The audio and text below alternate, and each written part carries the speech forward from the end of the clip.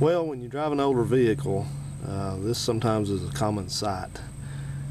We have a 79 Chevy pickup with a turbo 350 transmission in it that dumps transmission fluid out when it sits for a few days being undriven. So we're gonna get under here and take a look at what's going on, and so just come on under here with me. I'll have to do some scooting, get all the way here, but let's show you what we have. This is probably this transmission under here. You can see it. It's got enough gunk and dirt and stuff built onto it that it's probably the original. Either that or it's been in here a long time, but it's leaking. Where the leak was is right up here. It's a very common spot. This is the left side of the transmission. This is a driver's side, and this is where this is what you're seeing here in frame. That object with the threads on it, that's where the speedometer cable, which you see here, I've already detached that. Threads on, attaches to the transmission. It's a little, they call this a bullet, but a light in here we can see, but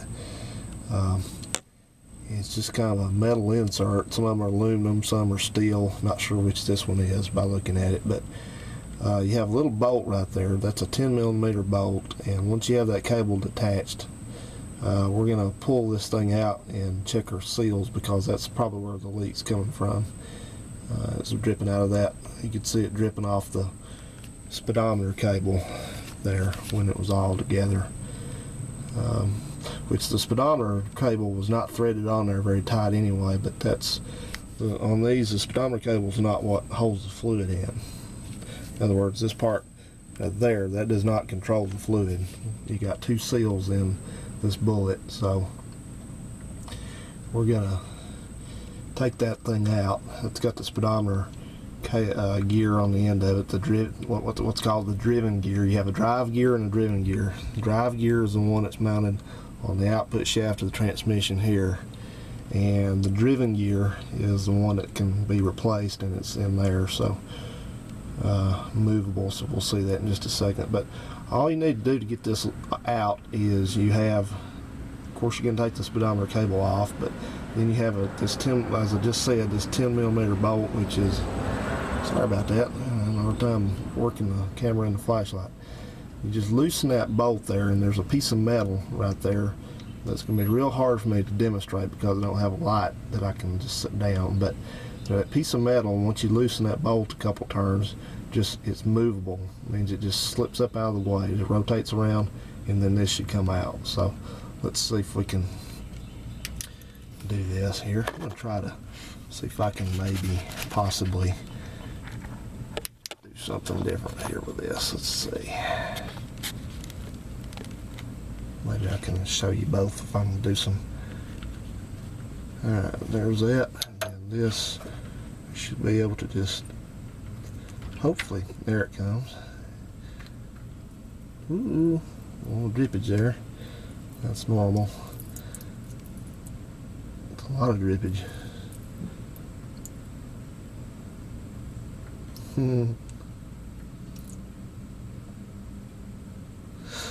Tell you what, guys, I'm going to go get my pan real quick, and I'll be right back. That's a little bit more than I anticipated.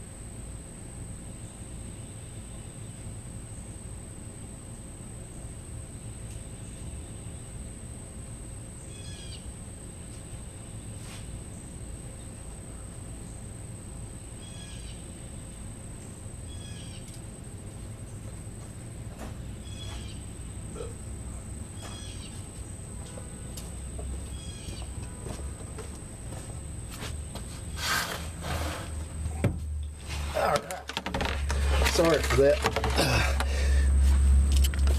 unanticipated lack of forethought there. I should have known that was going to drip.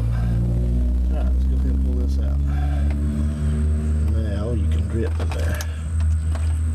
Glue, glue, glue, glue, glue. At least our fluid looks good. It's probably been replaced several times.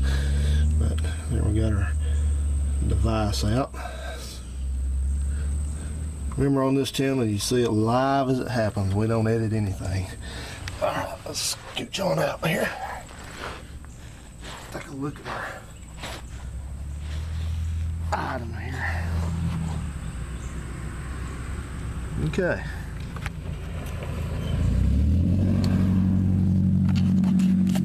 This is well,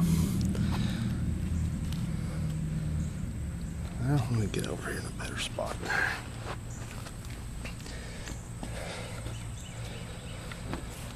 Okay, what do we got? Here we go. Alright, this is what we call our bullet. This one looks steel to me. But you have an O-ring here, right there on the external, and then you have one that's internal that you can also take out. And sometimes that internal one is the one that tends to wear out more. So